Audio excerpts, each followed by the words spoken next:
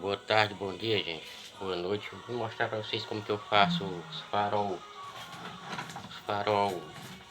traseiro da miniatura. Farol traseiro. Eu sei que tem muito vídeo no YouTube falando aí, mas eu vou explicar isso aqui, ó.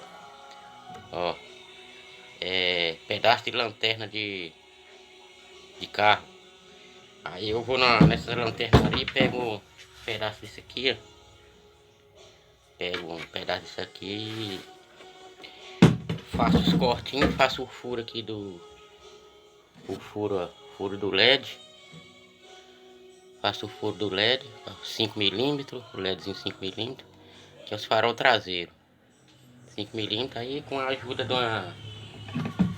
de uma micro retífica. Aí eu faço o acabamento.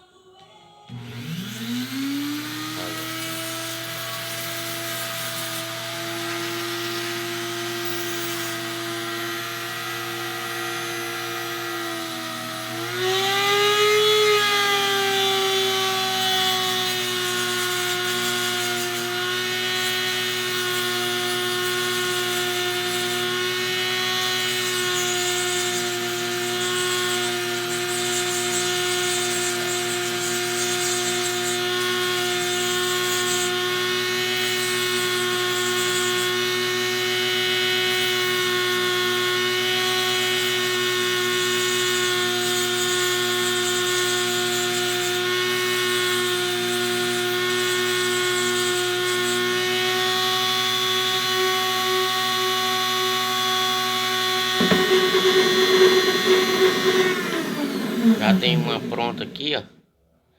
Já tem uma quase pronta aqui. Depois tem que polir ela direitinho pra ficar brilhando.